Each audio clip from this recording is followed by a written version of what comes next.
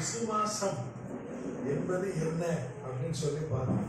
என்ன விசுவாசம்னா என்ன? அவருடைய நீதியாகிய கிறிஸ்துவ சார்ந்து கொள்ளணும். அவரை முற்றிலுமா சார்ந்து கொள்ளணும்.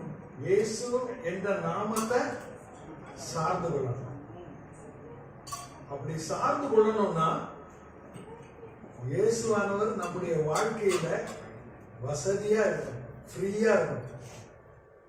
நம்முடைய வாழ்க்கையில அக்கிரமம் இருந்தா அவர் டிஸ்டர்ப்டா இருப்பார். அக்கிரமம் நம்முடைய சிந்தையில கூட இருக்கக்கூடாது. அக்கிரமம்னா என்ன தெரியுமா? ஆண்டவருக்கு விருப்பம் இல்லாத சுபாவங்கள் நம்முடைய வாழ்க்கையில் இருக்கக்கூடாது. அவர் ரொம்ப கம்ஃபர்டபுளா எப்போ இருப்பாரு அப்படின்னா, நம்ம தாழ்மையா இருந்தா அவர் கம்ஃபர்டபுளா இருப்பார். நல்ல தாழ்மையா இருக்கும், ஜெப சிந்தையோட இருக்கும். நல்ல ஜெப சிந்தை நமக்கு இருக்கணும்.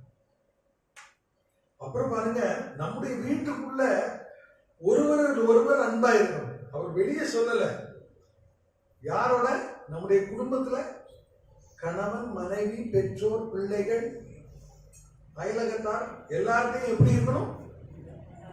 சிரித்த முகமா வாழணும். அதை இயேசு விரும்புறார். அப்பனா அவர் நம்ம கூடவே இருப்பார். சரியா? அப்புறம் அவருடைய சித்தம் செய்யணும். நீங்க ஜெப நேரத்துல உங்களை அர்ப்பணித்து இருப்பீங்க. எத்தனை பேர் உங்களுடைய இருதயத்துல ஒரு உணர்வு, ஆண்டவரே நான் உங்களை கனப்படுத்துவேன், இனிமே உங்களை வெட்கப்படுத்த மாட்டேன், நான் பூரணமா உங்களை சார்ந்து கொள்ளுவேன், எல்லாத்துக்கும் உங்களை தான் நான் நோக்கி பார்ப்பேன், பணத்தை இல்லை, என்னுடைய அறிவை இல்லை, சந்தர்ப்பத்தை அல்ல, ஆழ்பலத்தை அல்ல, நான் உங்களை சார்ந்து கொள்ளுவேன் அப்படிங்கிற ஒரு உணர்வு நீங்க கமிட் பண்ணிருப்பீங்களா? இருதயத்துல கமிட் பண்ணீங்களா இல்லையா? கமிட் பண்ணீங்களா இல்லையா? அதை நீங்க தக்க வைத்துக் கொள்ளணும். அதுதான் விசுவாச ஓட்டம். அதுதான் என்னது? விசுவாச ஓட்டம். அன்பான தேவனுடைய பிள்ளைகளே, ஒவ்வொரு நிமிடமும் ஆண்டவர் நம்ம மேல அக்கறையோட இருக்கிறார். அக்கறைன்னா அப்படி தெரியுமா? நம்ம தப்பு பண்ணா கூட நம்மை விட்டு அவர் விலகிறது இல்லை. நம்மை நேசித்து நம்மை உணர்த்துகிறார். ஹல்லேலூயா. மேற்கொண்டும் ஆண்டவருடைய வழிகளை நம்ம அறிந்து கொள்ள ஆசையா இருப்போம். பாருங்க, கேளிக்கைக்கு போகிறவங்க 3 மணி நேரம் காசு கொடுத்து வேர்வைக்குள்ள போறாங்க. பணத்தை கட்டிட்டு தியேட்டர்ல போய் உட்கார்ந்து நெருக்கடிக்குள்ள அந்த சத்தத்துக்குள்ள இருக்கிறாங்க. ஆனா தேவ சமூகத்துல ஒரு நல்ல கம்ஃபர்ட் ஆண்டவர் கொடுக்கிறார். நல்ல கம்ஃபர்ட் ஏன் கொடுக்கிறாருன்னா, நம்முடைய மைண்ட் டிஸ்ட்ராக்ட் ஆகக்கூடாதுங்கிறதுக்காக தான். ஸோ இந்த காலை வேளையில மீண்டும் ஆண்டவர் நமக்கு ஒரு சத்தியத்தை, ஒரு உண்மையை நமக்கு கற்றுக் கொடுக்க போகிறார். எனக்கு இது ரொம்ப பிரயோஜனமா இருக்குது. நான் இதை படிக்கும் போது எனக்கு ரொம்ப பிரயோஜனமா இருக்குது. நீங்க மத்தேயு எழுதின சுவிசேஷம் 4ஆம் அதிகாரம் 1 11 வசனங்களை நம்ம பார்க்க போறோம். இன்னைக்கு காலை தியானம் அதுதான். இந்த 2வது செய்திக்கான மைய கருப்பொருள் இதுதான். நான் இத வாசிக்கிறேன். நீங்க என்னோட கூட நீங்க உங்க வேத புத்தகத்தை திறந்து அந்த வசனத்துல உங்களுடைய கண்களை வைத்து நீங்க டிராவல் பண்ணபடி, அதோட தொடர்ந்து வரும்படி உங்களை அன்போடு கேட்டுக்கொள்கிறேன். அப்பொழுது இயேசு பிசாசினால் சோதிக்கப்படுவதற்கு ஆவியானவராலே வனாந்தரத்திற்கு கொண்டு போகப்பட்டார். அவர் இரவும் பகலும் 40 நாள் உபவாசம் இருந்த பின்பு அவருக்கு பசி உண்டாயிற்று. அப்பொழுது சோதனைக்காரன் அவரிடத்தில் வந்து, நீர் தேவனுடைய குமாரனே ஆனால் இந்த கல்லுகள் அப்பங்களாகும்படி சொல்லும் என்றார். அவர் பிரதியுத்தரமாக, மனுஷன் அப்பத்தினால் மாத்திரமல்ல தேவனுடைய வாயிலிருந்து புறப்படுகிற ஒவ்வொரு வார்த்தையினாலும் பிழைப்பான் என்று எழுதியிருக்கிறதே என்றார். அப்பொழுது பிசாசு அவரை பரிசுத்த நகரத்திற்கு கொண்டு போய் தேவாலயத்து உப்பரிகையின் மேல் அவரை நிறுத்தி, நீர் தேவனுடைய குமாரனே ஆனால் தாழ குதியும், ஏனெனில் தம்முடைய தூதர்களுக்கு உம்மை குறித்து கட்டளையிடுவார், உமது பாதம் கல்லில் இடராதபடிக்கு அவர்கள் உமது கைகளில் ஏந்தி கொண்டு போவார்கள் என்பதாய் எழுதியிருக்கிறதே என்று சொன்னார். அதற்கு இயேசு, உன் தேவனாகிய கர்த்தரை பரீட்சை பாராதிருப்பாயாக என்று எழுதியிருக்கிறதே என்றார். மறுபடியும் பிசாசு அவரை மிகவும் உயர்ந்த மலையின் மேல் கொண்டு போய் உலகத்தின் சகல ராஜ்யங்களையும் அவைகளின் மகிமையையும் அவருக்கு காண்பித்து, நீ சாஷ்டாங்கமாய் விழுந்து என்னை பணிந்து கொண்டால் இவைகளெல்லாம் உனக்கு தருவேன் என்று சொன்னான். அப்பொழுது இயேசு, அப்பாலே போ சாத்தானே, உன் தேவனாகிய கர்த்தரை பணிந்து கொண்டு அவர் ஒருவருக்கே ஆராதனை செய்வாயாக என்று எழுதியிருக்கிறதே என்றார். அப்பொழுது பிசாசானவன் அவரை விட்டு விலகி போனான். உடனே தேவதூதர் வந்து அவருக்கு பணிவிடை செய்தார்கள். இந்த 2 காலங்கள்ல இந்த காலத்திற்கான அடையாளம் இதுதான். இந்த மத்தேயு, லூக்கா 4ஆம் அதிகாரத்துல இந்த சம்பவம் சொல்லப்பட்டிருக்கு. பாருங்க, நீங்க கிறிஸ்துவின் மேல வைக்கிற விசுவாசம், அதாவது கிறிஸ்துவை சார்ந்து இருக்கிற உங்களுடைய சிந்தை சோதிக்கப்படும். நீங்க கர்த்தர் மேல வைத்திருக்கிற அந்த விசுவாசம் பொன்னை விட, வெள்ளியை விட, விலையேற பெற்றதை விட அது மேலானது. 1 பேதுரு 1ஆம் அதிகாரம் 7ஆம் வசனத்தை எடுத்து பாருங்க. 1 பேதுரு 1:7. அங்கே அழிந்து போகிற பொன் அக்கினியினாலே சோதிக்கப்படும், அதை பார்க்கிலும் அதிக விலையேற பெற்றதாய் இருக்கிற உங்கள் விசுவாசம் சோதிக்கப்பட்டு. இங்க பாருங்க, விலையேற பெற்றது உங்களுடைய விசுவாசம்.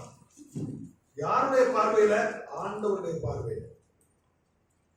உங்க பார்வையில வேணா உங்க விசுவாசம் அவ்வளவு விலையேற பெற்றதா இருக்காம இருக்கலாம். ஆனா கர்த்தருக்கு, நம்மை ரட்சித்த ஆண்டவருக்கு நீங்க அவர் மேல் வைக்கிற நம்பிக்கை அது என்னாலும் சோதிக்கப்படும்.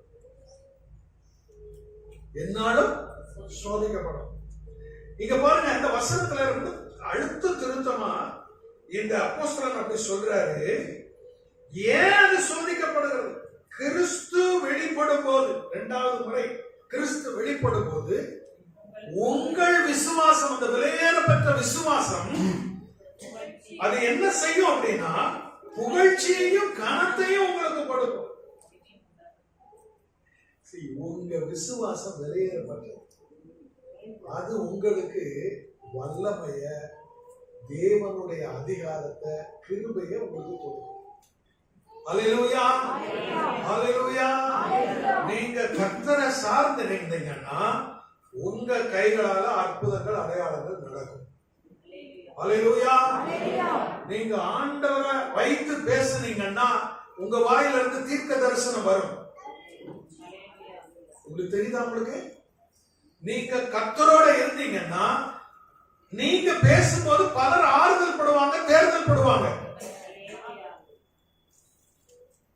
நீங்க கர்த்தரை விசுவாசித்து ஒரு ஸ்டெப் எடுத்து வச்சீங்கன்னா மற்றவங்களுடைய வாழ்க்கையில அழகான மழைகள் பெய்யும், நல்ல வசந்த காலம் வரும், அவருடைய துக்கம் நீங்கும், அவர்கள் தேர்தல் படுவார்கள், ஆறுதல் படுவார்கள், உற்சாகப்படுவார்கள். ஆகையால உங்க விசுவாசம் சோதிக்கப்படும். இப்படி உங்க விசுவாசம் சோதிக்கப்படும் போது வேதத்துல நீங்க பாத்தீங்கன்னா இயேசுநாதர் தான் நமக்கு model example. Christ is our model. Christ's life is a model life. See, God wants to test your faith. According to Jesus tested. கடவுள், அதாவது தேவன் பிதா இயேசுவை சோதித்தார். நீங்க இந்த சந்தர்ப்பத்தை பாருங்க. பிதா இயேசுவானவர் சோதிக்கப்படுவதற்கு விட்டு கொடுக்கிறார். நாம சோதிக்கப்படுவதற்கு ஆண்டவர் என்ன செய்கிறாரு? அனுமதிக்கிறார். This is the truth. You have to understand. God allowed the tempter in our life. இங்க பாருங்க, ஆவியானவர் வழி நடத்துகிறார். கிறிஸ்துவ ஆவியானவர் சோதிக்க வழி நடத்துகிறார். என்ன சொல்லிருக்கு பாருங்க, சோதிக்கப்படுவதற்கு ஆவியானவராலே வனாந்தரத்துக்கு கொண்டு போகப்பட்டார். அப்படின்னா என்ன? Christ bring by the Holy Spirit for the sake of tests. ஆவியானவரே அவரை பிசாசு சோதிக்கும்படி கொண்டு போகிறார். உங்களுக்கு புரியுதா? சோதனையா எனக்கு வருது, எனக்கு மட்டும் ஏன் இப்படி சோதனை வரும்? நான் மட்டும் ஏன் சோதிக்கப்படுகிறேன்? நான் மட்டும் ஏன் இப்படி தள்ளாடுகிறேன்? நான் இயேசுவை ஏற்றுக்கொண்ட பிறகுதான் என் வாழ்க்கையில ஏகப்பட்ட அடுக்கடுக்கான சோதனைகள், வேதனைகள் அப்படின்னு நீங்க சொல்றீங்களா? நீங்க பொன்னா மாறுவதற்காக, நீங்கள் விலையேற பெற்றவர்களாக மாறுவதற்காக, உங்களுக்கு கனமும் மகிழ்ச்சியும் உண்டாவதற்காக நீங்கள் சோதிக்கப்படுகிறீர்கள், நீங்கள் உரசப்படுகிறீர்கள். ஒண்ணு விலையேறப்பட்டதான சோதிக்கிறது கண் பார்வையில் இல்ல, அது உருக்கப்படணும், அது உலையில போடப்படணும். அது உருக்க உருக்க உருக்க உருக்கத்தான் அது அதனுடைய கசடுகள் நீங்கி, கழிப்புகள் நீங்கி, அதுல இருக்கிற அசுத்தங்கள் எல்லாம் சுட்டரிக்கப்பட்டு அது அதில் விழுற ஆரம்பிக்கும். பாருங்க, பொன்னை சுத்திகரிக்கிறவன் உலையில போட்டு சுத்திகரிப்பான். எதுவரைக்கும் தெரியுமா? அவனுடைய முகம் அந்த பொன்னில தெளிவாக தெரியும் வரை. ஒரு முறை அல்ல, இருமுறை அல்ல, 3 முறை அல்ல, 4 முறை அல்ல, அப்படி அவன் முகம் தெரியும் வரை அதை நெருப்பிட்டு உருக்கி கொண்டே இருக்கிறான். நம்ம ஒண்ணு புரிஞ்சுக்கிறோம், நம்ம வாழ்க்கையில ஆண்டவர் சோதனைகளை அனுமதிக்கிறார். இன்னொரு விஷயத்தை நீங்க புரிந்து கொள்ளணும், சோதனைக்கு பரீட்சைக்கு பெரிய வேறுபாடு இருக்கு. சோதனை, பரீட்சை. பரீட்சை ஆரோக்கியமானது. சோதனை நீங்க பாத்தீங்கன்னா யாக்கோபு 1 அதிகாரம் 14 வசனம் 13 இருந்தே வாசிங்க. சோதிக்கப்படுகிற எவனும் நான் தேவனால் சோதிக்கப்படுகிறேன் என்று சொல்லாதிருப்பானாக. தேவன் பொல்லாங்கினால் சோதிக்கப்படுகிறவர் அல்ல, ஒருவனையும் சோதிக்கிறவரும் அல்ல. இப்ப என்ன பாருங்க, டெம்டேஷன், டெஸ்ட், இந்த ரெண்டுக்குள்ள வேறுபாடு நமக்கு தெரியணும். டெம்டேஷன்னா நம்ம டெம்ப்ட் பண்ணுவான், அதாவது நம்மை தூண்டுவான், நம்மை பாவம் செய்ய தூண்டுவான். வாய்ப்பு இருக்கும், அந்த வாய்ப்புல அவன் பக்கத்துல இருந்துட்டு ஒருத்தர் பார்க்கல, செய் அப்படிமா. உதாரணமா நான் சொல்றேன், தேர்வுக்கு பிள்ளைகள் ஆயத்தமாறாங்க. நம்ம எல்லாரும் தேர்வு எழுதினவங்க தான். தேர்வு எழுதானவங்க யாராவது இருக்கமா? சிறு பிள்ளைகள் நம்ம தேர்வு எழுதுறோம். பரீட்சை பேப்பர் நமக்கு கொடுக்கப்படுகிறது. நல்லா படிச்சிருந்தா தேர்வை நம்ம போல்டா ஃபேஸ் பண்ணுவோம். எப்படி பண்ணுவோம்? போல்டா ஃபேஸ் பண்ணுவோம். படிக்கலன்னா சோதிக்கப்படுவோம். எப்படி தெரியுமா? காப்பி அடிச்சிடலாமா? அடுத்த பார்த்து எழுதிடலாமா? யாராவது நமக்காக எழுத மாட்டாங்க, ஆள் மாறாட்டம் செஞ்சிடலாமா? That is temptation. Temptation கொண்டு வருகிறவன் யார் என்றால் பிசாசு. Tempter is Satan. He tempt the people, the believers. அவனுக்கு வேலையே நம்மகிட்ட தான். உங்களை சுத்தி தான் அவன் இருப்பான். 1 பேதுரு 5 அதிகாரம் அந்த 8 வசனத்தை பாருங்க. தெளிந்த புத்தி உள்ளவர்களாக இருங்கள், விழித்திருங்கள், ஏனெனில் உங்கள் எதிராளியான பிசாசானவன் கெர்ச்சிக்கிற சிங்கம் போல எவனை விழுங்கலாமோ என்று வகை தேடி சுற்றி தெரிவான். ஒரு விஷயம் பாருங்க, நீங்க பரீட்சைக்காக போகும்போது கர்த்தரும் ஆவியானவரும் உங்க கூட இருப்பார். நீங்க பரீட்சையில இப்ப நீங்க பாருங்களேன், இந்த செல்போன் உருவாக்கப்படும் போது இதை உருவாக்கியவர்கள் இதை டெஸ்டுக்குள்ள அனுப்புவாங்க, வேலிடேட் பண்ணுவாங்க. இது தகுதியானது தானா, விற்பனைக்கு தகுதியானது தானா, இதற்குன்னு நம்ம ஒரு விலை நிர்ணயம் பண்ண போகிறோம், இந்த விலைக்கு இது தகுதியானது தானா அப்படின்னு டெஸ்ட் பண்ணும்போது இது ரிலையபிளா இருக்கணும். அப்படின்னா இது தகுதி வாய்ந்ததா இருக்கணும். இது தகுதி வாய்ந்ததா இல்லைன்னா டிஸ்குவாலிஃபை ஆயிடும். இதை விற்க முடியாது. இதுக்கு ஒரு 15,000 ரூபாய் விலை வச்சு மார்க்கெட்டுக்கு கொண்டு போக முடியுமா? நம்பிக்கை இருக்காது. இந்த பொருள் மேல நம்பிக்கை இருக்காது. சோ இப்ப பாருங்க, ஆவியானவர் நம்மை சோதனைக்கு உட்படுத்துகிறார், பரீட்சைக்கு உட்படுத்துகிறார், வழி நடத்துகிறார். ஆனா நீங்க பரீட்சிக்கப்படும் போது உங்களுக்கு தேவையான சகல வசதிகளையும் அவர் கொடுக்கிறார். பள்ளிக்கூடத்துல ஒவ்வொரு டேமுக்கும் ஒரு காலம், குறிப்பிட்ட காலம் இருக்கும். அந்த காலத்துல ஆசிரியர்கள் அந்த பாடத்தை நடத்தி உங்களுக்கு விளக்குவாங்க. எடுப்புல 1ஆம் தேதியே உங்களுக்கு பரீட்சை வைக்க மாட்டாங்க. ஃபர்ஸ்ட் டே பரீட்சை இருக்காது. அங்க போய் உட்கார்ந்து நம்ம பாடத்தை கவனிக்கணும். எல்லாம் ஃபெசிலிட்டேட் பண்ணுவாங்க, நமக்கு வசதி பண்ணி கொடுப்பாங்க, உதவி செய்வாங்க.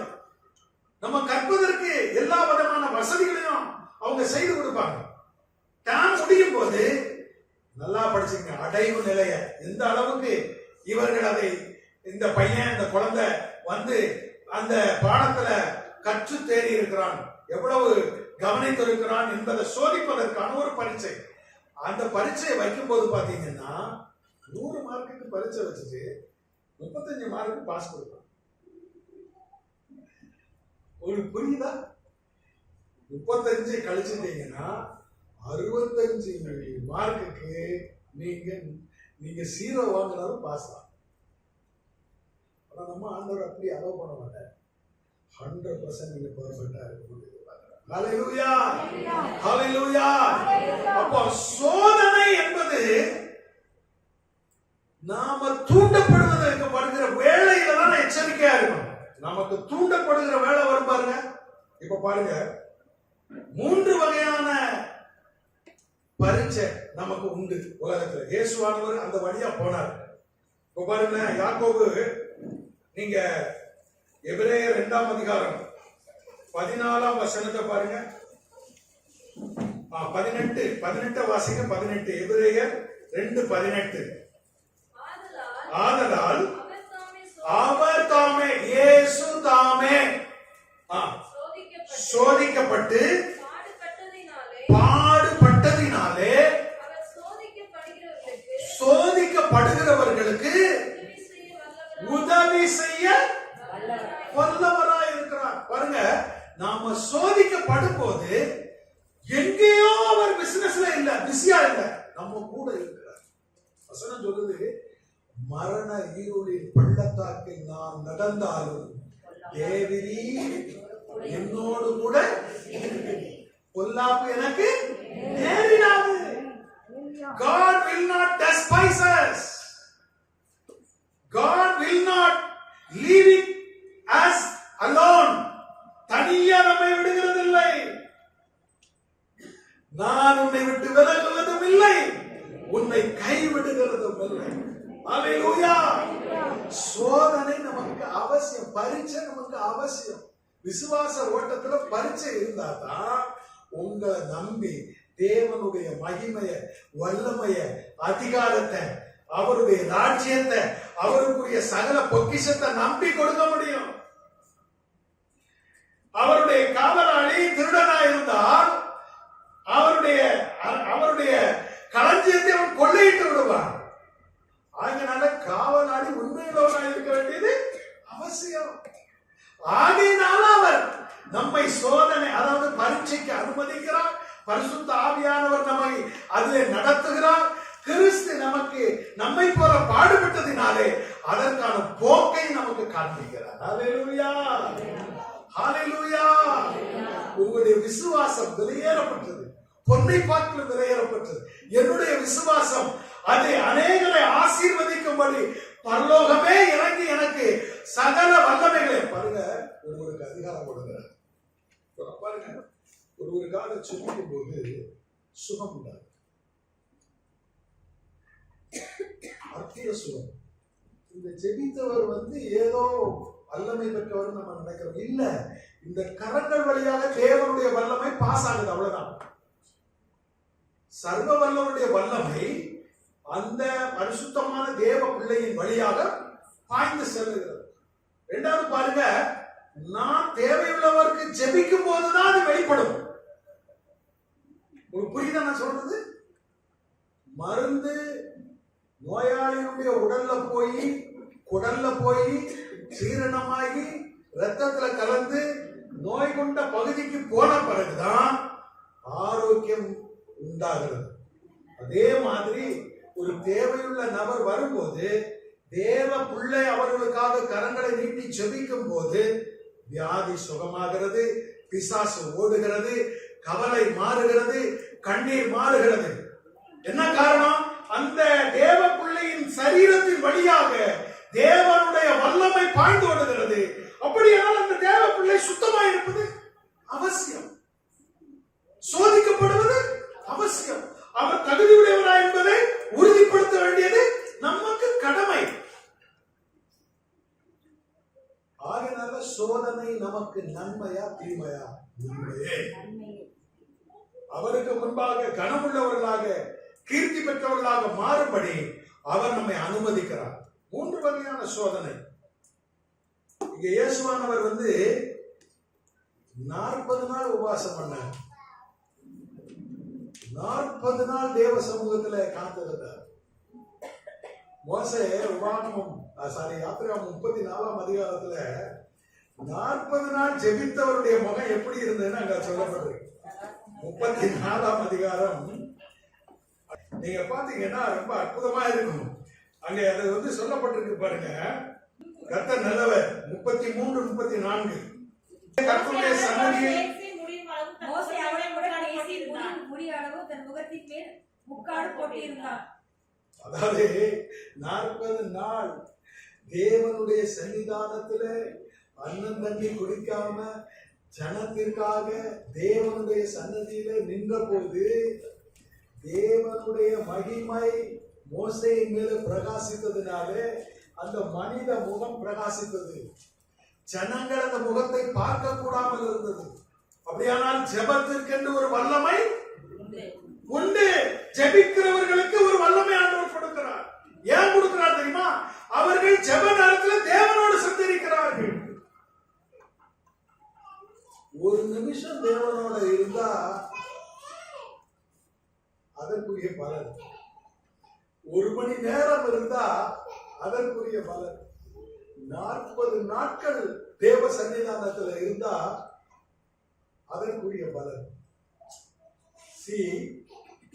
அதிக ஜபம் அதிக வல்லமை, கொஞ்ச ஜபம் கொஞ்ச வல்லமை. ஜபமே இல்லை, வல்லமையே இல்லை. More prayer more power, less prayer less power, no prayer no power. காலையில எழும்புவேன், கோட்டவாய வடிப்பேன், என் இஷ்டத்துக்கு இருப்பேன், பல்லு கூட விளக்காம சாப்பிடுவேன், குளிக்க மாட்டேன், டைமுக்கு எழும்ப மாட்டேன், ஒண்ணுமே செய்ய மாட்டேன். ஆண்டவர் என்னோட இருக்கணும்னா நாருமே எப்ப உன் கூட எப்படிப்பா இருக்க, நாருமே கழிச்சடிக்க. Don't you know your standard? You are selected. You are selected to be with me. என்னோட நீ இருக்கும்படி நான் உன்னை தெரிந்தெடுத்திருக்கிறேன். Don't you know the standard? ஆண்டவர் கேட்கிறார், என் கூட நீ இருந்தானே உன்னை கூப்பிட்டேன். நீ எங்கெல்லாமோ சுத்திட்டு, அதாவது செல்போன்ல ஊரா சுத்துறது, போனோகிராபிய போய் பார்க்கறது, அசுத்தங்கள்ல போய் நடமாட மாட்டது, தனிமையில இருக்கும்போது ஆக்வர்டா நடந்துக்கிறது, கெட்ட சிந்தனையில படுத்துக்கிறது, வெட்டிலேயே படுத்து கிடந்துட்டு அப்படியே வாழ்றது. ஆனா ஜெபிக்கும் போது எனக்கு வல்லமானதுன்னா எங்க வரும்? சத்துரு தான் வருவான். உன்னையும் தெரியும், பவுலையும் தெரியும். நீ யாரு? கூவிவா கேட்பாங்க, கேட்க மாட்டாங்க. அன்பான தேவனுடைய பிள்ளைகளை, ஜெபிக்கிறவர்களுக்கு ஒரு வல்லமை உண்டு. இப்ப பாருங்க சோதனை எப்படி வருது பாருங்க. இயேசுவுக்கு எப்படி சோதனை வருது? அவர் 40 நாள் ஜெபம் பண்ணார், உபவாசம் இருந்த பிறகு அவருக்கு பசி உண்டாயிற்று. இந்த சூழ்நிலை, அக்கேஷன் வந்து என்ன, 40 நாள் சாப்பிடாம இருந்தாரு. ஜெபத்தை விட்டு எழுந்த உடனே இம்மீடியட்டா என்ன வருது? பசி. பசி வந்த உடனே டெம்ப்டர் வந்துருவான். அந்த சூழ்நிலையில பாருங்க, நீங்க தேவனோடு இருக்கிறவன் பார்த்து, ஓஹோ நீ தேவனோடைய இருக்கா பாப்போம், நீ யாரு, எப்படிப்பட்ட வீக்கான ஆளுன்னு எனக்கு தெரியும், உன்னை தட்ட வேண்டிய இடத்துல தட்டுவேன் அப்படின்னு கிட்ட வருவான். ஏசுநாதரை பார்த்து, நீங்க ஏன் காத்து இருக்கணும், உங்க வல்லமை இருக்கு, பவர் இருக்கு, கல்ல அப்பமாக்குங்க அப்படின்னு டெம்ப் பண்றான். டெம்ப் பண்றதுன்னா என்ன தெரியுமா? தேவனுடைய வல்லமையை சுய வசதிக்காக பயன்படுத்த பிசாசு தூண்டுவார்.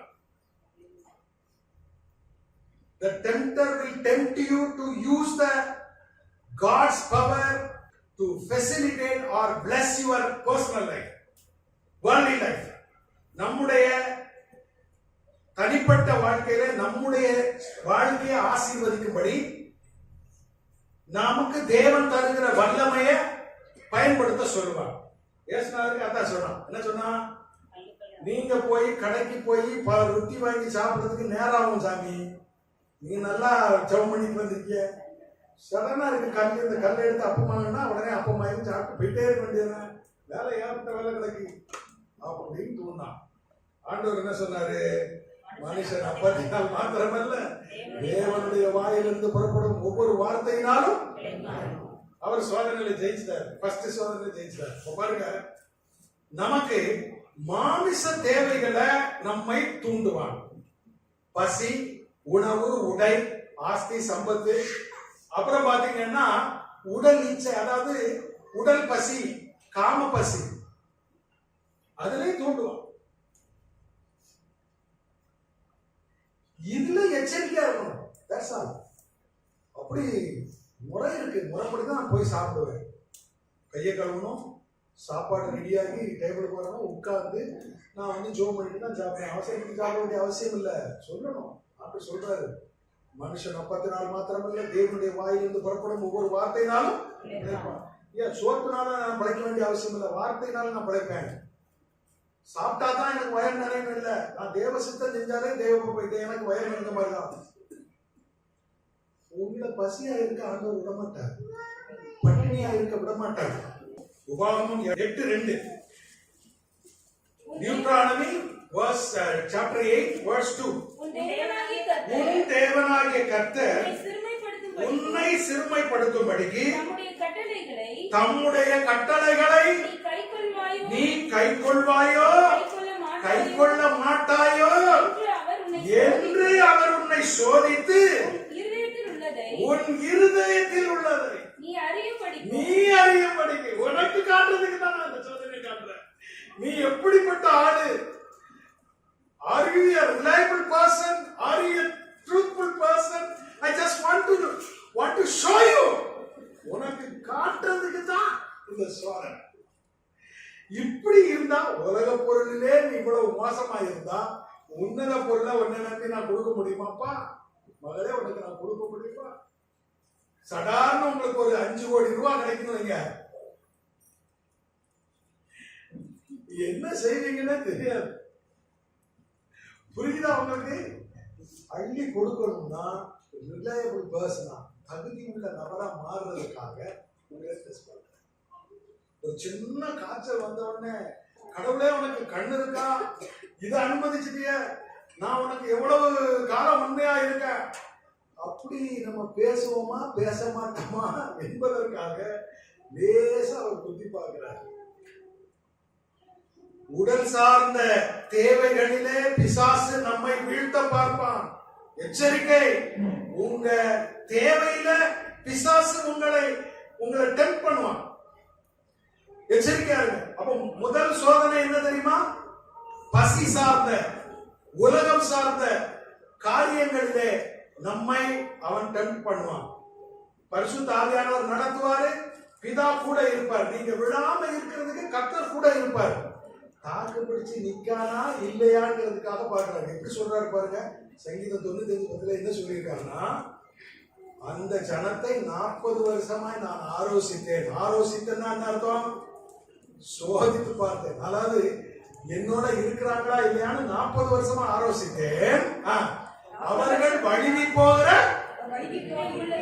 இருதயமுள்ள ஜனங்கள் என்று கண்டு என்னுடைய வழியை அவர்கள் அறியாதவர்கள் என்று சொல்லி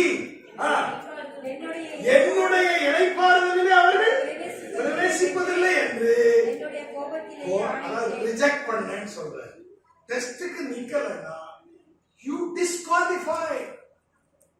உங்களை ஆண்டவர் தகுதி இழப்பு பண்ணுவார். விசுவாச ஓட்டத்துல இது ரெகுலரா நடந்துகிட்டே இருக்கும். கர்த்தரை நம்ம சார்ந்து கொள்ளணும். முதல் டெஸ்ட் இயேசுநாதருக்கு வந்த மாதிரி பசியிலும் பட்டினியிலும் தேவையிலும் பிசாசு நம்மை தூண்டுவான். இரண்டாவது சோதனை பாருங்க. இரண்டாவது பிசாசு என்ன செய்யறான்? அந்த 5ஆம் வசனத்துல அவர் பரிசுத்த ஸ்தல நகரத்திற்கு கொண்டு போய் தேவாலயத்து உப்பரியின் மேல் அவரை நிறுத்தி நீ தேவனுடைய குமாரனே ஆனால் தாழ புதியும். இது என்ன தெரியுமா? பிரபல்யமாகிறதுக்கு தூண்டுவான். நமக்கு கொஞ்சம் திறமை இருக்கும், தாளந்து இருக்கும், வல்லமை இருக்கும். அதை பயன்படுத்தி நீ பப்ளிசிட்டி பண்ண, நீ கொஞ்சம் பிரபல்யப்படுத்து, வெளியே கொண்டு வா, நீ வீட்டுக்குள்ளேயே இருந்துட்டேன்னா எப்படி ஆகும் அப்படின்னு டெம்ப் பண்ணணும். இரண்டாவது சோதனை, நம்முடைய வாழ்க்கையில பிசாசு நம்மை தூண்டி அவருடைய பிரபல்யமாகிறதுக்காக நம்மை ட்ரை பண்ணுவான். அதாவது மத்தேயு 6:24 பாருங்க. 2 எஜமான்களுக்கு நீங்கள் ஒருவனாலும் கூடாது, ஒருவனை பகைத்து மற்றவனை சிநேகிப்பான், அல்லது ஒருவனை பற்றிக் கொண்டு மற்றவனை அசட்டை பண்ணுவான். தேவனுக்கும் உலக பொருளுக்கும் உலக பொருளுக்கும். There are two gods.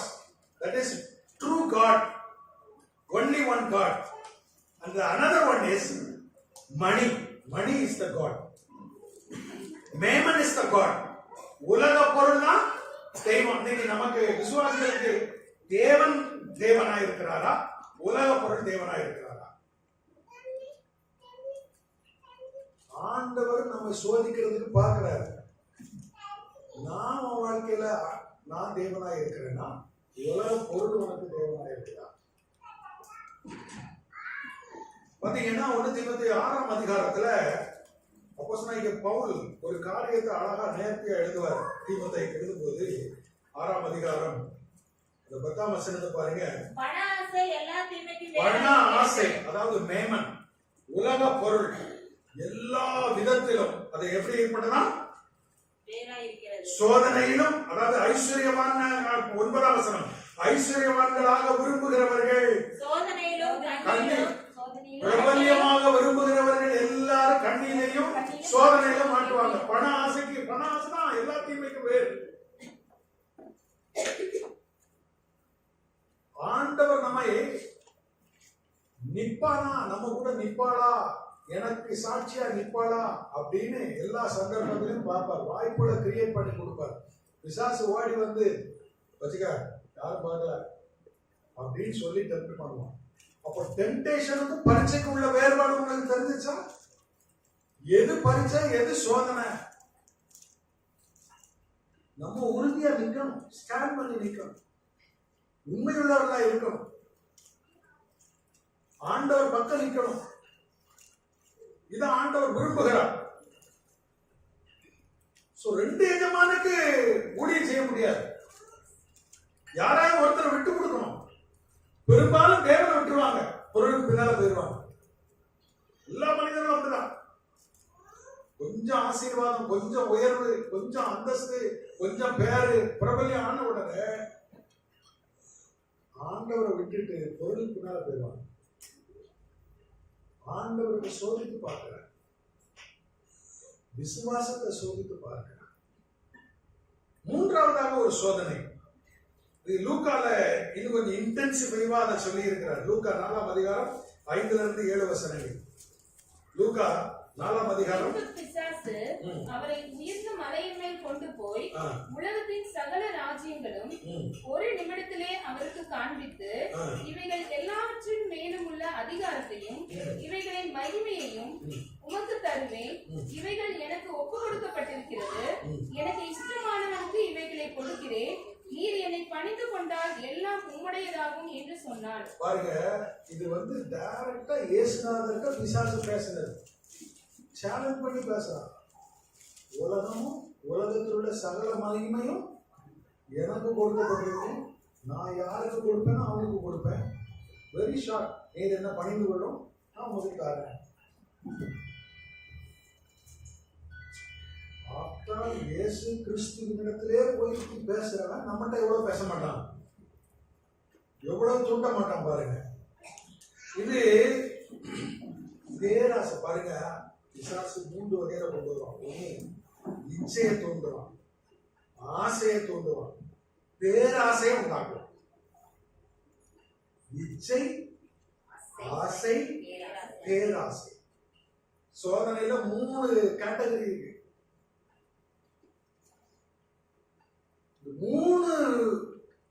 3 விதத்திலையும் நம்மகிட்ட வருவான். ஒண்ணு இச்சையா வருவான், இல்லைன்னா ஆசையா வருவான், இல்லைன்னா பேராசையா வருவான்.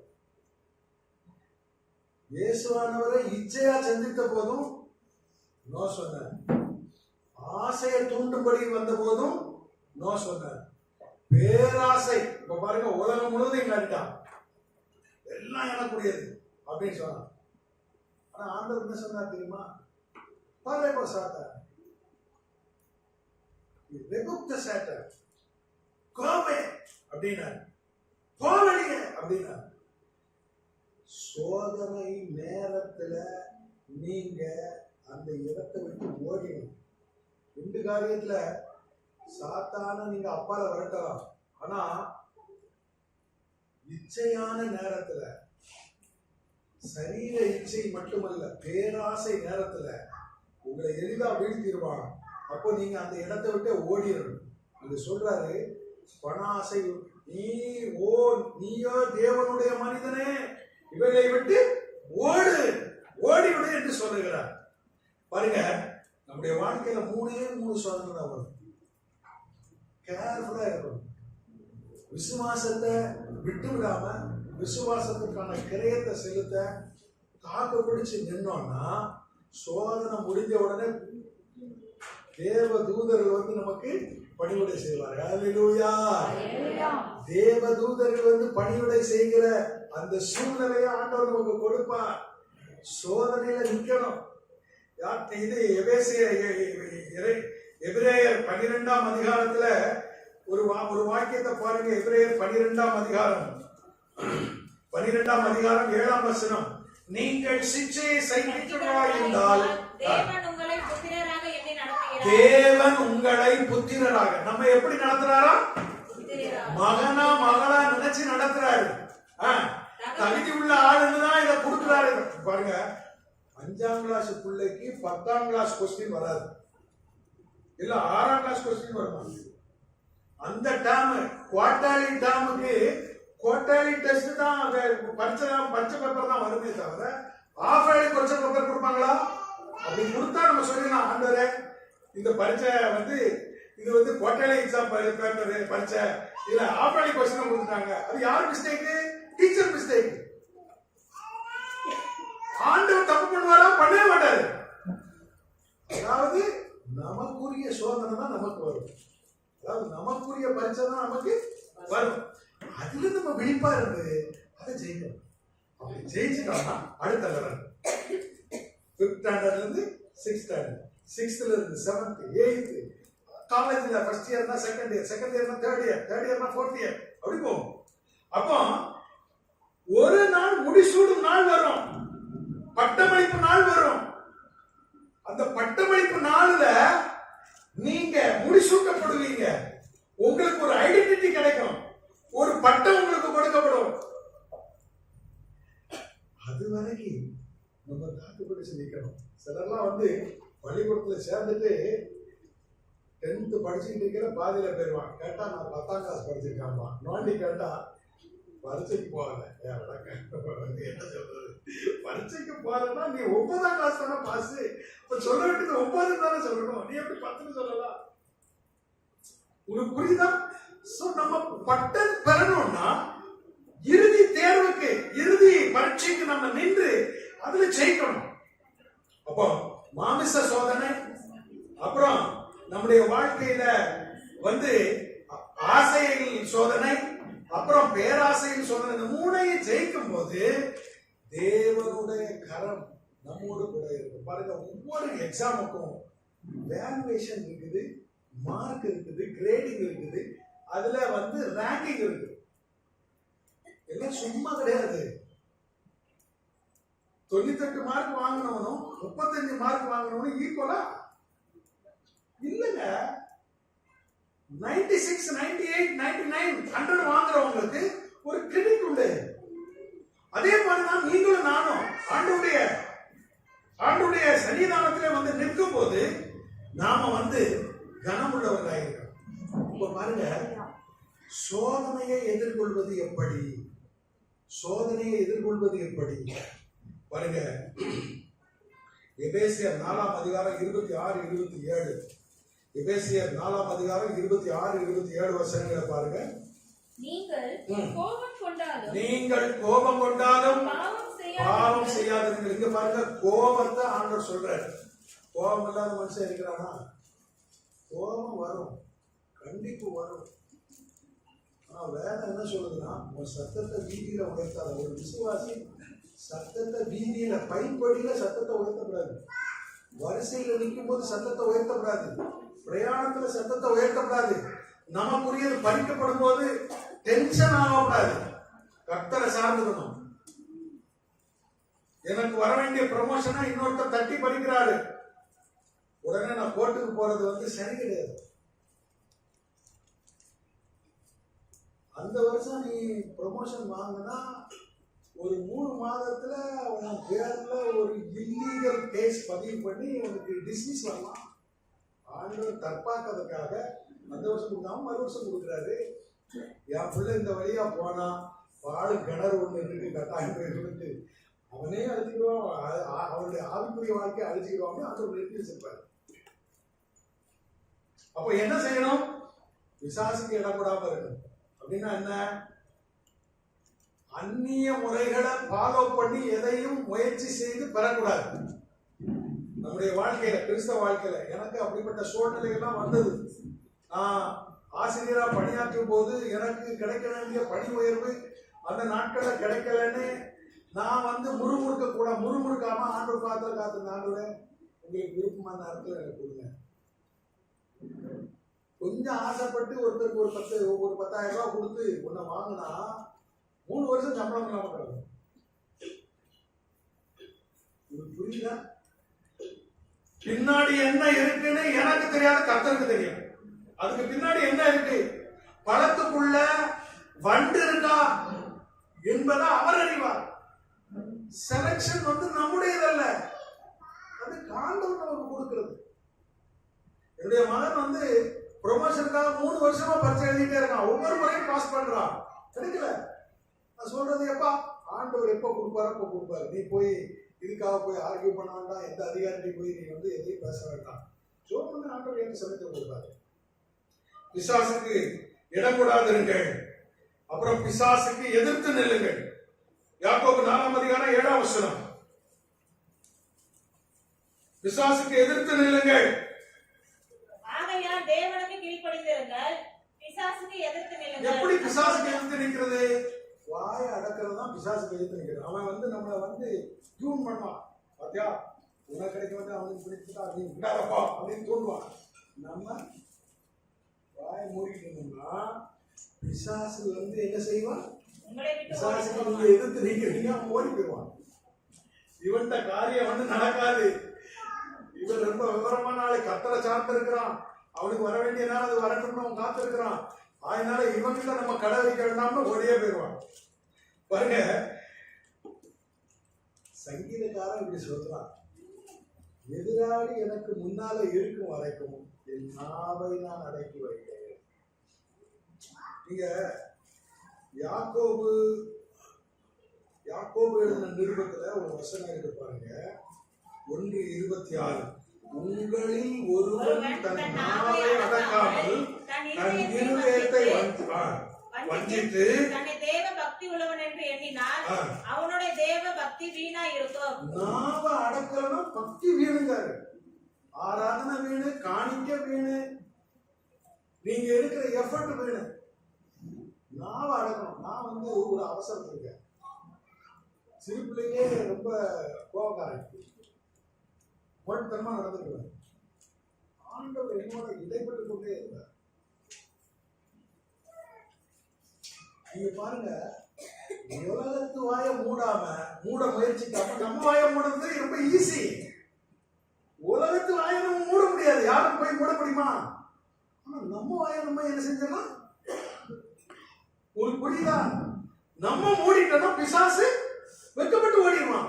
நம்ம அவனுக்கு எதிர்த்து நிக்கிறோம், இடம் கொடுக்கல. நாமே நம்முடைய வேலையை எடுத்து போடல. பிசாசுக்கு எதிர்த்து நிற்க கற்றுக்கொள்ளுங்கள். 3வது ரோமர் 13ஆம் அதிகாரம் 14ஆம் வசனம்.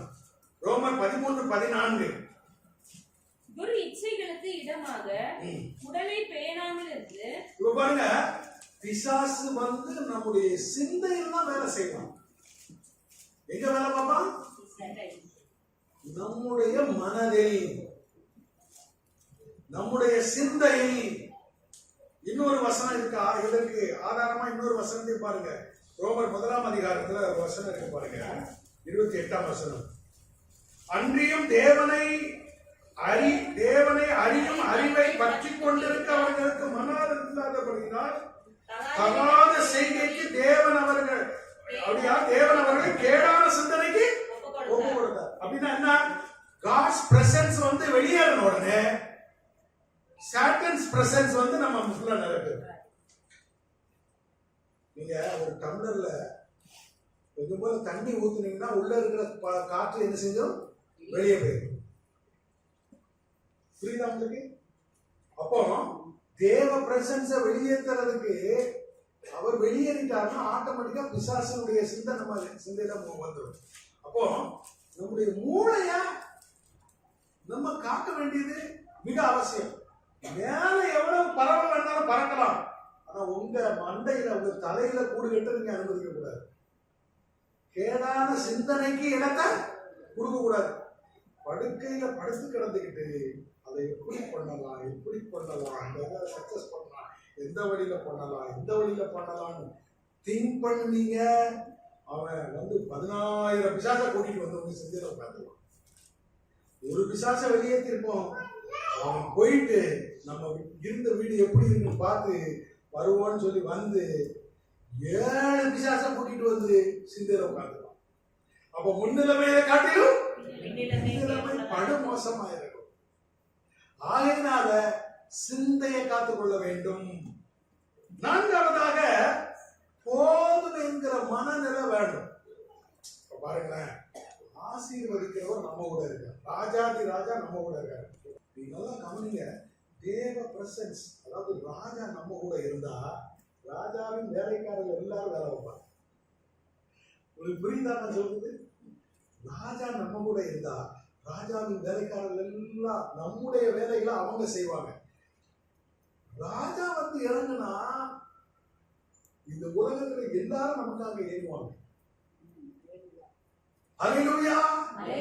நீங்க பாருங்க, போதும் என்கிற மனநிலை அப்படின்னா என்ன அர்த்தம்?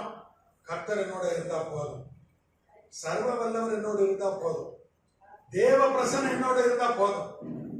அதிகாரம் வேண்டாம், பணம் வேண்டாம், செல்வாக்கு வேண்டாம், என் ஆண்டவர் ராஜாதி ராஜா என்னோட இருக்கணும். அதான் ஆண்டவர் சொல்றாரு, உலகம் வேண்டுமா நான் வேண்டுமா, உலக ஆஸ்தி வேண்டுமா நான் வேண்டுமா. சோதனையில சேலஞ்ச், இந்த சேலஞ்ச் தான் இருக்கும். நல்ல தேவனோடு நடந்த மனிதர்கள் தேவனை மட்டும்தான் பற்றி பிடிப்பாங்க, வாய்ப்புக்கு இடம் கொடுக்க மாட்டாங்க. பிரியமான தேவனுடைய பிள்ளைகளே, இந்த காலை வேளையில ஆண்டுடைய சன்னிதானத்துல நாம் இருக்கிறோம். நம்முடைய விசுவாசம் விலையேறப்பட்டது, அது சோதிக்கப்படும். நம்ம கர்த்தரை சார்ந்திருக்கோம். இரண்டாவதாக நீங்க பாருங்க, கடைசியா ஜெபத்துல தனித்திருக்கணும். இங்க பாருங்க, ஜெபம் நமக்கு உதவுகிற ஒரு வல்ல ஆயுதம். It is a powerful weapon than an atom bomb. சொல்ற வார்த்தையை நல்லா கவனிங்க. ஒரு அணுகுண்டை விட உங்களுடைய ஜெபம் மிகுந்த வல்லமை உடையது. நீங்க ஒரு இடத்துல அணுகுண்ட போட்டீங்கன்னா அழியும். ஆனா நீங்க ஜெபித்தால் அந்த மனுஷன் அழிய மாட்டான், மாறுவான். அல்லேலூயா. அங்கேயும் வேலை செய்யும், ஜெபிக்கிறவன் மேலேயும் வேலை செய்யும். ஜெபம் யாரு ஜெபிக்கிறானோ, யாரு ஜெபத்துல தரித்திருக்கிறார்களோ அவர்களுடைய வாழ்க்கையிலும் வேலை செய்யும். யாருக்காக நாம் ஜெபிக்கிறோமோ அவங்க வாழ்க்கையிலும் மாற்றத்தை உண்டாக்கும். ஹல்லேலூயா. ஜெபம் சர்வ வல்லவருடைய கரத்தை அசைக்கும். அன்னாள் அன்னாளுடைய புருஷன் அவசரப்பட்டு ஓர்பால கட்டினான், உள்ள இல்லை. ஆனா அன்னாள் அங்கதான் இருந்தா, அந்த வீட்டுக்குள்ளதான் இருந்தா. ஓர்பாலும் அவளும் வரிசையா பிள்ளையா பத்து போட்டுட்டு இருக்கா. ஆனா அன்னாளுக்கு விசுவாசத்தை விட்டுவிட மனதே இல்லை. அவ சர்வ வல்லவர் நினைச்சா எனக்கு பிள்ளை கொடுக்க முடியும்னு அவ நம்பினான். பண்டிகையோரும் போனா. இவங்க எல்லாம் கொண்டாட்டத்துக்கு போனாங்க, அவ அழுகிறதுக்கு போனா. கொண்டாட்டத்துக்கு போகிறவங்களோட அழுகிறவளும் போனாள். அவளுடைய அழுகைக்கு பின்னாலே நம்பிக்கை இருந்தது, விசுவாசம் இருந்தது. இப்போ அண்ணாள் ஒரு சாதாரண பிள்ளையை பெற்றெடுக்கிறதுக்காக அவருடைய கற்பம் அடைக்கப்படவில்லை. பிரசித்தி பெற்ற வல்லமை மிகுந்த தேவனால் பயன்படுத்தப்படுகிற ஒரு வல்லமையான தீர்க்கதரிசியை பெற்றெடுக்கும்படி அவளுடைய கற்பத்தை கர்த்தர் அடைத்தார். அப்படின்னா அவள் கிளேசத்தினால ஆண்டவர் அவளை சோதித்தார். அவளுடைய ஓர்பாளவளை நித்தமும் குத்தினார். அவள் மனங்கசந்து அழுதாள் என்று வேதம் சொல்லுகிறார். அவன் விடல, போய் அழுதா. ஆசாரியன் பார்த்தா, போ எவ்வளவு நேரம் தான் நீ குடிச்சிருப்ப. அவளுடைய ஜெபம் ஆசாரியனாலே கூட தேவ மனிதனாலே கூட கண்டறிய அவன் சொன்ன, ஐயா அப்படி இல்லையா, நான் மிகுந்த மனக்கிலேசம் என்ற ஸ்திரீ. யார் அந்த மனக்கிலேசத்தை உண்டாக்கினார்? சர்வவல்லவர் உண்டாக்கினார். ஏன் உண்டாக்கினார்? ஒரு சாமுவேல் பிறப்பதற்காக அவளை அவர் உரலில போட்டு குத்தினார். நல்ல திராட்சரசம் வர வேண்டும் என்றால் நல்ல பழங்கள் கசக்கப்பட வேண்டும், மிதிக்கப்பட வேண்டும். உயர்தரமான எண்ணெய் வர வேண்டும் என்றால் நசுக்கப்பட வேண்டும், அது செக்கிடப்பட வேண்டும். அது சிதைவல்ல, அது உயர்வு, அது மேன்மை. பிரியமான தேவனுடைய பிள்ளையே, நீங்களும் நானும் உலகத்தை ஆளப்போகிறவர்கள் அல்ல, அந்த சராசரத்தை ஆளப்போகிறவர்கள். நம்முடைய கையில தான் அதிகாரத்தை போகிறார். 1000 வருட அரசாட்சியில இதே உலகத்துல இதே பூமியில நாம் எல்லாரும் ஆளுகை செய்வோம். 5 வருஷம் இல்ல, மில்லினியர் இயர்ஸ், 1000 வருடம் ஆளப்போகிறோம். 1000 வருட அரசாட்சி நம்ம கையில வரப்போகுது. நாம பொன்னாக, முத்தாக, வைரமாக மாறுபடி கர்த்தர் நம்மை பட்டை கட்டுகிறார். தேவனுடைய பிள்ளைகளே, இந்த நாட்களிலே தேவனை சார்ந்து இருக்க பழகிக் கொள்வோம். பாருங்க, இந்த உலக வாழ்க்கை இப்படி. எனக்கு 65 வயசு, எவ்வளவு நாள் நான் உயிரோடு இருப்பேன்னு எனக்கு தெரியாது. ஆனா இந்த 65 வயது வாழ்க்கை தான் என்ன நித்தியத்தை நிர்ணயிக்க போகும். அல்லேலூயா. நித்தியம்ங்கிறது ஒண்ணு இருக்கு தெரியுமா? எல்லாருக்கும் உண்டு. இயேசுவை ஏற்றுக்கொண்டவர், ஏற்றுக்கொள்ளாதவர் எல்லாருக்கும் நித்தியம் உண்டு. நித்திய சந்தோஷமா, நித்திய வேதனையா என்பதை நற்செய்தி நிர்ணயிக்கிறது, கிறிஸ்து நிர்ணயிக்கிறார். நீங்கள் நானும் நற்செய்தினால் வாழ்வு பெற்றோம். நம்முடைய கையில ஆட்சி வரப்போகிறது. அதற்காக நாம் சோதிக்கப்படுகிறோம். சோதனையை சகிக்கிற மனுஷன் பாக்கியவான். பாக்கியவான். அது நம்முடைய விசுவாசத்தை தான் பரீட்சிக்குமே தவிர நம்முடைய உயிரை எடுக்காது, நம்முடைய வாழ்வை பறிக்காது. நாம தீயிடப்படுவோம், ஒரு மயில் கூட கருது. இதுதான் காசுல இருக்கிற குளோரி. சாத்ராக் மேஷாக் ஆபேத்நேகோ 7 மடங்கு எரிகிற அக்கினி சூளையில போடப்பட்டது உண்மைதான். ஆனால் 4வதாக ஒரு நபர் அந்த சூளையின் நடுவே நின்றதை அந்த ராஜாவின் கண்கள் கண்டது. அல்லேலூயா.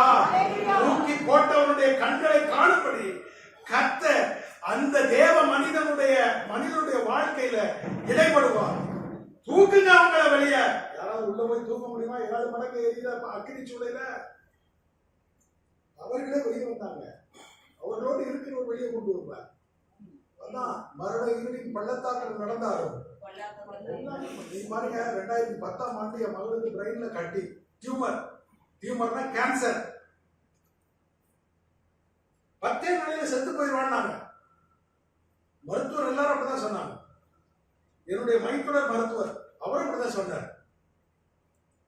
ஆனா சர்வ வல்லவர் நமக்கு உண்டு, குணமாக்குகிறவர் உண்டு, வல்லவர் விடுவிக்கிறவர் உண்டு.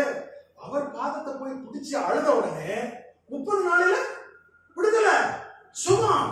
இன்னைக்கு உயிரோட இருக்கிறார். 2 குழந்தையை பத்தி இருக்கிறார். ஒரு பெரிய கல்லூரியில பேராசிரியர் பணியாற்றுறார்.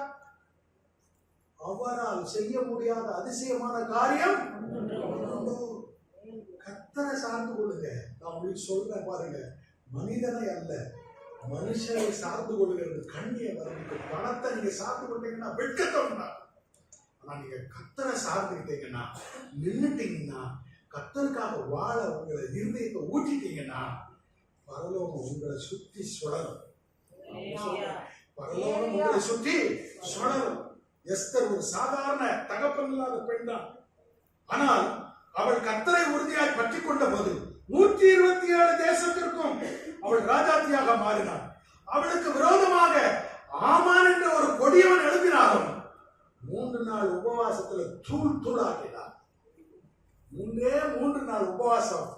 ஆமான் செய்து வைத்திருந்த அந்த தூக்கு மரத்திலே அவனையே தூக்கி போட்டார்கள். அவனுடைய சந்ததி, அவனுடைய இனத்தார் அந்த நாளிலே அவர்கள் கொள்ளையிடப்பட்டார்கள். சட்டத்தை மாற்றி எழுதுகிறவர் சர்வவல்ல தேவன், நம்முடைய தேவன். சோதனையை பார்க்காதங்க, ஜெயத்தை பாருங்க. ஜெயந்தான் நமக்கு தேவை. கண்களை மூடுவோம், எழுந்து நிற்போம். கண்களை